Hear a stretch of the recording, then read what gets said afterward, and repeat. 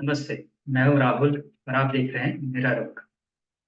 दोस्तों, गवर्नमेंट ने प्रेडिक्ट किया है कि इस साल भारत की ग्रोथ रेट यानी जीडीपी रेट 7% या उससे ऊपर हो सकती है। आइए इस वीडियो में समझने की कोशिश करते हैं कि उसके क्या कारण हो सकते हैं। 2024-25 के अंतरिम बजट पेश किए जाने के 2 दिन पहले वित्त मंत्रालय ने बताया कि भारत की जीडीपी ग्रोथ रेट अगले साल 7% हो सकती है। मंत्रालय ने इंडियन इकोनॉमी रिव्यू नाम से एक रिपोर्ट निकाली। इसे मुख्य आर्थिक सलाहकार वी अनंत नागेश्वरन की लीडरशिप में उनकी टीम ने डेवलप किया है। जीडीपी यानी ग्रॉस डोमेस्टिक प्रोडक्ट, आखिर ये होता क्या है? सबसे पहले हम उसे समझने की कोशिश करते हैं। इकोनॉमी के हेल्थ को इकोनॉमी की हेल्थ को ट्रैक करने के लिए जीडीपी का उपयोग किया जाता है। जीडीपी देश के भीतर एक स्पेसिफिक टाइम पीरियड में प्रोड्यूस सभी वस्तुओं और सेवाओं के मूल्य को दिखाता है। इसमें देश की सीमा के अंदर रहकर जो विदेशी कंपनियां प्रोडक्शन करती है उसे भी शामिल किया जाता है। जीडीपी कैलकुलेट कैसे करते हैं, आइए थोड़ा सा उसे भी समझते हैं। जीडीपी कैलकुलेट करने के लिए एक फॉर्मूला का इस्तेमाल होता है।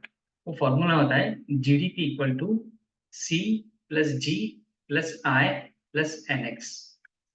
यहाँ सी का मतलब होता है प्राइवेट कंजम्पशन, जी का मतलब होता है गवर्नमेंट स्पेंडिंग, आई का मतलब होता है इन्वेस्टमेंट एंड एनएक्स का मतलब होता है नेट एक्सपोर्ट। इन चीजों को कैलकुलेट करके जीडीपी का परसेंटेज निकाला जाता है। जो रिपोर्ट गवर्नमेंट ने पेश करी है, जो निकाली है, उसके अंदर ये कहा गया है कि मजबूत घरेलू मांग के पिछले 3 साल में मजबूत घरेलू मांग से पिछले 3 साल में इकोनॉमी को 7% से ज्यादा की विकास दर तक पहुंचाया है। पिछले 10 सालों में सरकार की ओर से उठाए गए कदमों के कारण निजी खपत और निवेश में मजबूती आई है। मैन्युफैक्चरिंग को बूस्ट देने के लिए उठाए गए इंफ्रास्ट्रक्चर में इन्वेस्टमेंट से सप्लाई साइड भी मजबूत हुई है।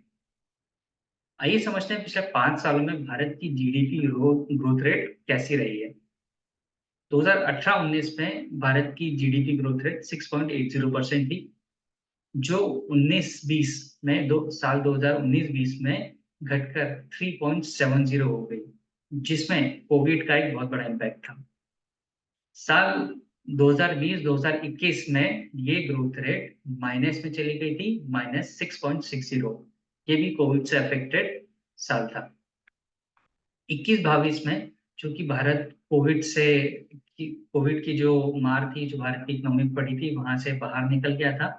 उसके बाद भारत की जीडीपी ग्रोथ रेट 8.70% थी और पिछले साल यानी 22-23 में भारत की ग्रोथ रेट 7.2% रही।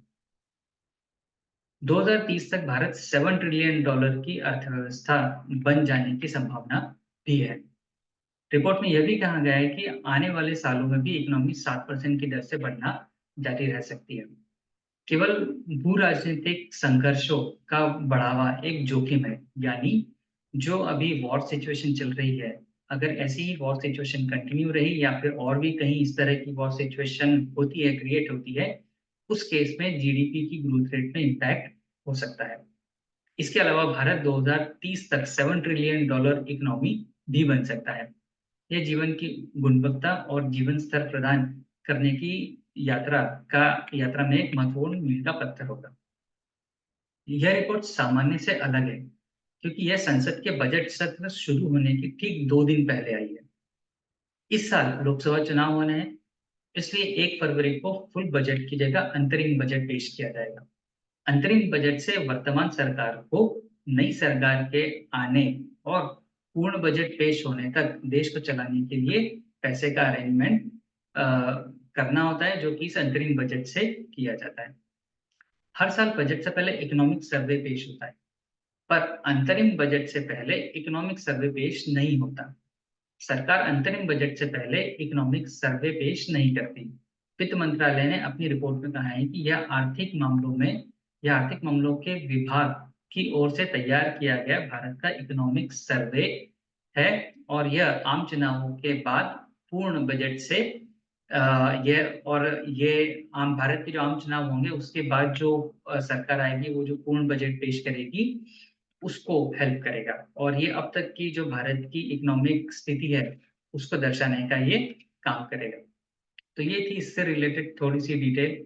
अगर आपको वीडियो पसंद आया होगा तो उसे लाइक करें, कमेंट करें और चैनल को सब्सक्राइब जरूर करें। धन्यवाद।